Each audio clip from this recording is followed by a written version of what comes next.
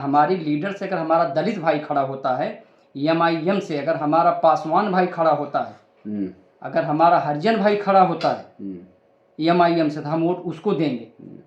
अगर कांग्रेस से हमारा चचा खड़ा होता है, अगर सपा से हमारा बाप खड़ा होता है, तो हम उसको वोट नहीं देंगे। जब वोट देंगे तो मुसलमानों अखिलेश को ये मत कहो कि अखिलेश भैया के ऊपर जान कुर्बान है जी। वो सब बातें बंद करो, ये सब बकवास बातें। अपन एक ईमान यानी अख्तरुल ईमान एक तरफ और चारों बेईमान एक तरफ। अपने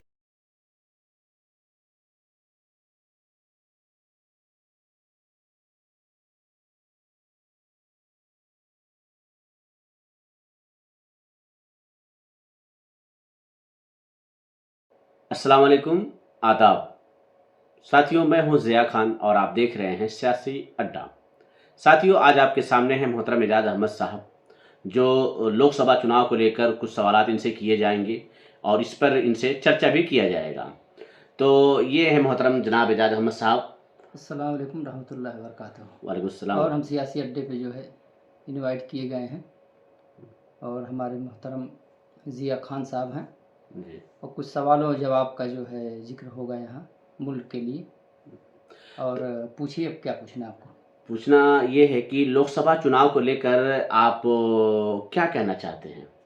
लोकसभा चुनाव के लिए यही है भाई कि गठबंधन में इनको पहली बात तो लिया नहीं गया ओवैसी साहब को, ठीक है ना।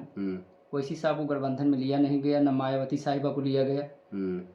ये दोनों पार्टियां अछूत हैं, क्योंकि वो दलित हैं इसलिए वो अछूत हैं, और ओवैसी साहब मुसलमान हैं इसलिए ये अछूत हैं जी, ठीक है ना। अगर ये दोनों पार्टियां को अगर गठबंधन में मिलाया गया होता तो ये पार्टी बहुत मजबूत बन के उभरती। अच्छा।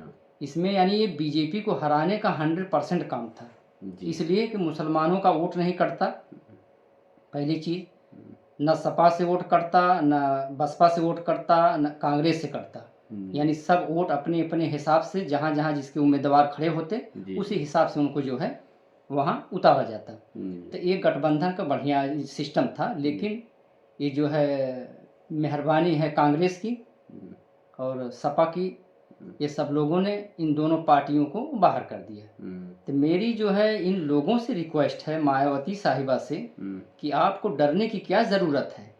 आप तो इतना, आपके पास वोट है कि बेहिसाब वोट आपके पास है, सबको मिला करके अगर आप करेंगे तो फिर भी जो है ना आपका वोट सबसे ज़्यादा है। अगर आप मायावती साहिबा, मैं चैलेंज दे के कह रहा हूँ, अगर ये साहिबा कर लें गठबंधन ओवैसी साहब से ना, ओवैसी से जी, तो 22% तो वोट मुसलमानों का है जी, और 13 से 14% आदिवासी और दलित भाइयों का वोट मिला करके कितना हो गया सोचो आप।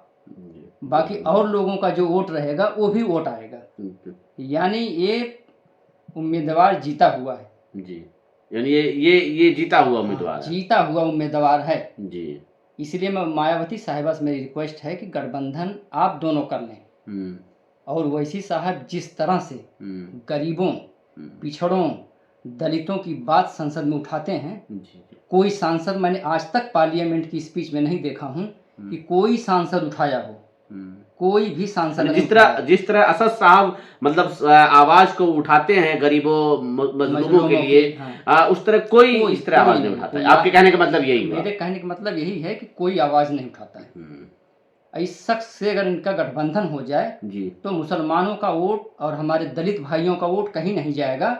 और मैं तो यहाँ तक कहता हूँ कि पीएम की उम्मीदवार है मायावती साहिबा, पीएम की उम्मीदवार है। अच्छा। हाँ, इनकी इतना वोट, ये दोनों कास्ट के बराबर वोट किसी का है भी नहीं।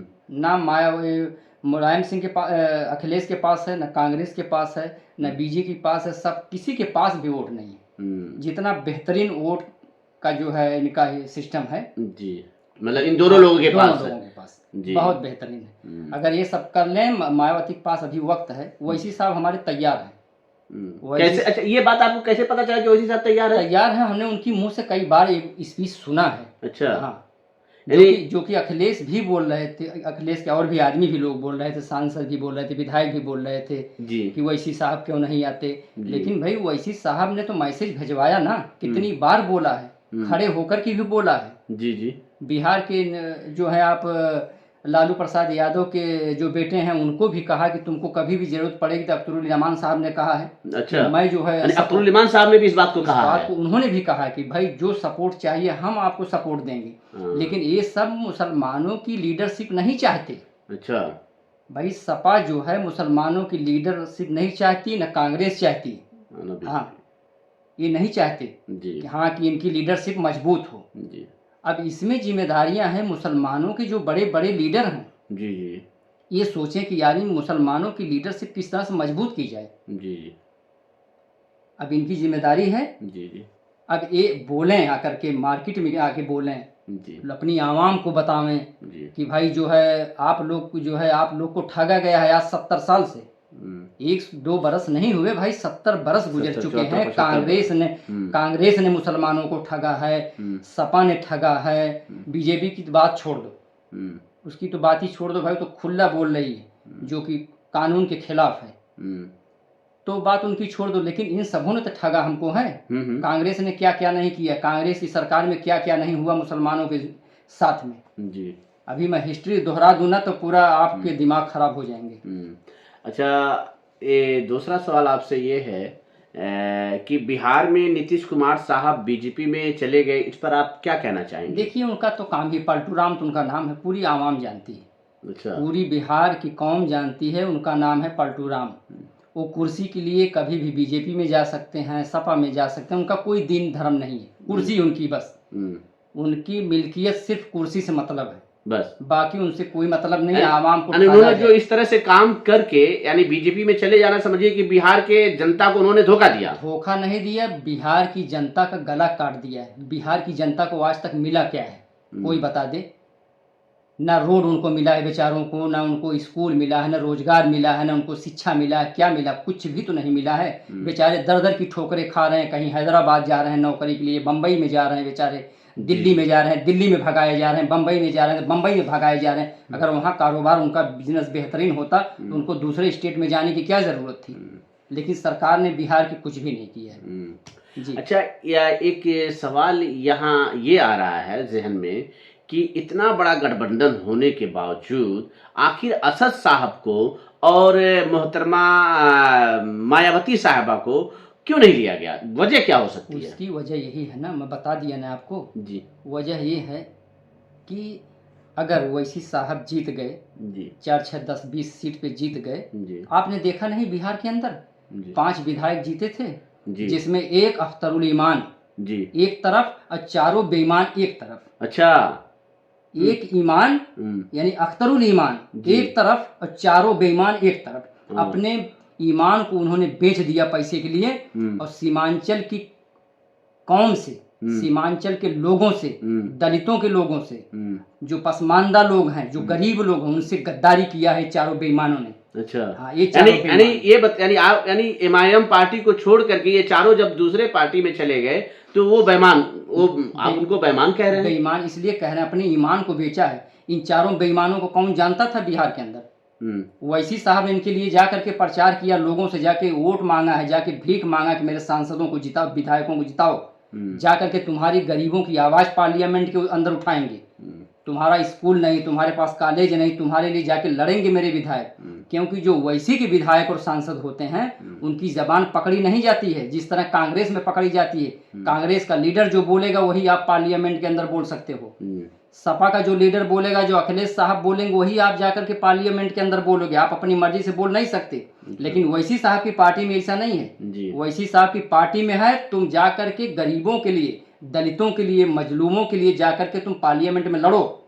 ओवैसी साहब का ये सिद्धांत है जी। मैं नहीं बोलूंगा, तुमको सिखाऊंगा नहीं मैं जी, आपको जाके बोलना पड़ेगा, वहाँ बोलना पड़ेगा, गरीबों के हुकूक के लिए लड़ना पड़ेगा, उनके स्कूल के लिए लड़ना पड़ेगा, उनके रोजगार के लिए लड़ना पड़ेगा। ओवैसी साहब का ये सिद्धांत है जी।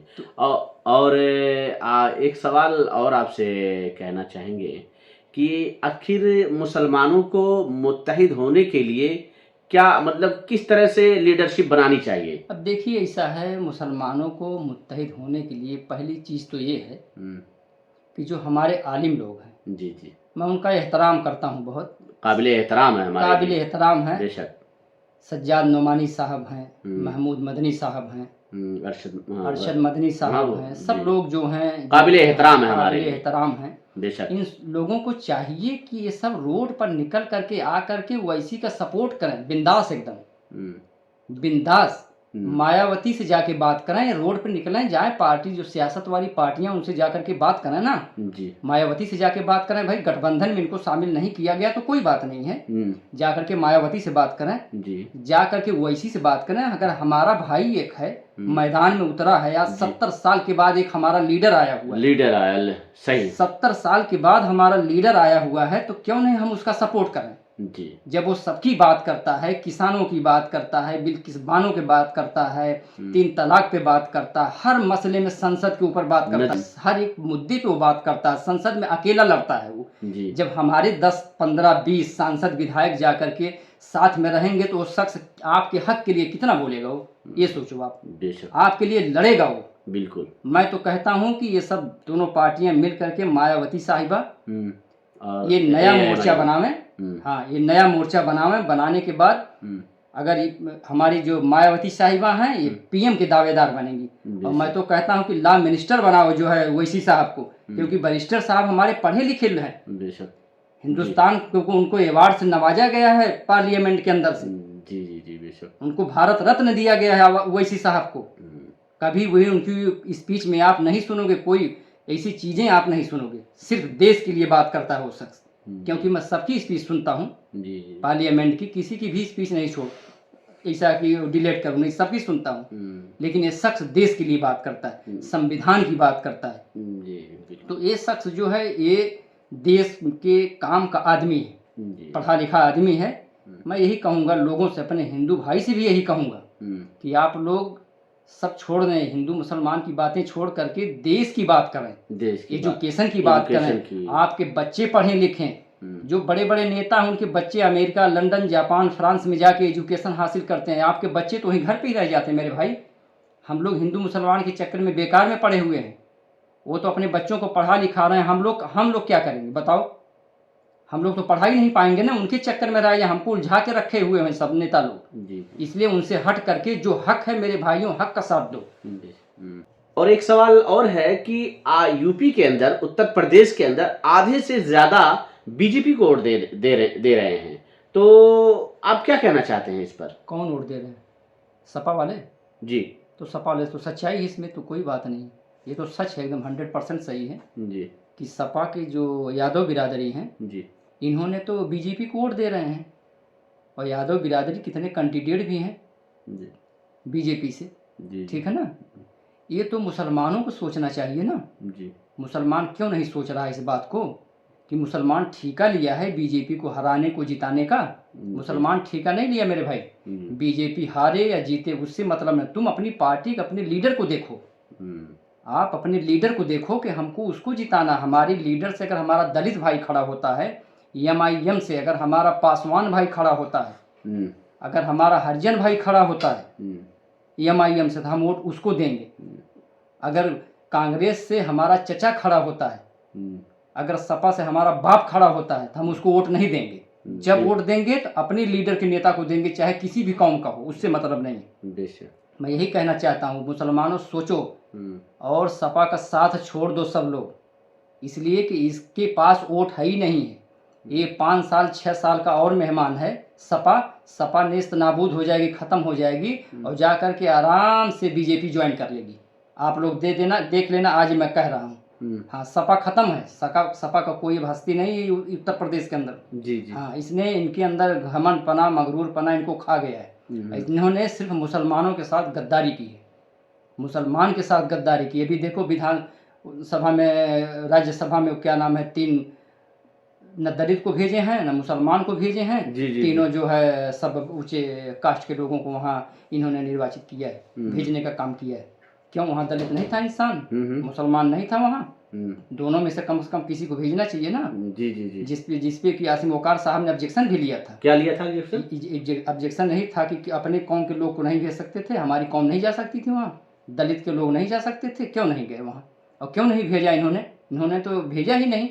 तो ये जिम्मेदारी है मुसलमानों की, मुसलमानों अखिलेश को ये मत कहो कि अखिलेश भैया के ऊपर जान कुर्बान है जी। वो सब बातें बंद करो, ये सब बकवास बातें। अपना लीडर चुनो, जब अपना लीडर चुनो जो तुम्हारे हक के लिए जाकर के पार्लियामेंट के अंदर लड़ेगा, नहीं तो कुछ नहीं होने वाला मेरे भाई। लीडर नहीं आपके पास, आपकी कोई आवाज नहीं सुनेगा, आप कुछ भी नहीं कर सकते मेरे भाई।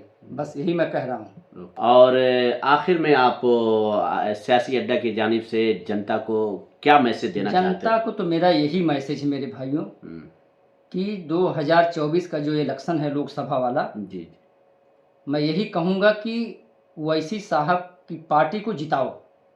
अगर मायावती साहिबा गठबंधन करती हैं, दूसरा मोर्चा तीसरा मोर्चा जो भी है तैयार करती हैं तो ठीक है, अगर नहीं करती हैं तो कोई बात नहीं है।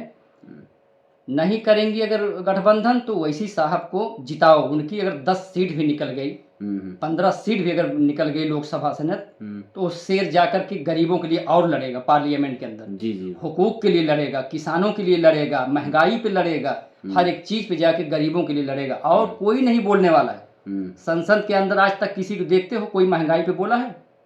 किसी ने एजुकेशन के बारे में बोला है? कोई नहीं बोलता मेरे भाई, सिर्फ ओवैसी साहब बोलेंगे। इसलिए मेरी यही रिक्वेस्ट पूरी आवाम से और अपने उलमाओं से है, मैं दरख्वास्त करता हूं कि आप लोग भी ओवैसी से मिलें, जा करके ओवैसी से मिलने के बाद उनसे राय मशवरा करें, और राय मशवरा करने के बाद जो है क्या होता है, क्या नतीजा निकलता है, उस पर आप लोग अमल करें। मेरी यही जो है लोगों से अपील है। थैंक यू, बहुत बहुत शुक्रिया आपका जी। सियासी अड्डा के जानिब से जो भी आप लोगों को जानकारी हमारे मोहतरम एजाज अहमद साहब ने दिया, आप लोग इसे सुना। अगर वीडियो अच्छी लगे तो इसे लाइक करें और ज़्यादा से ज़्यादा इसे अपने दोस्तों को शेयर करें। और अगर आप चैनल पे पहली बार आए हैं तो चैनल को सब्सक्राइब कर लें, लाइक ज़रूर करें।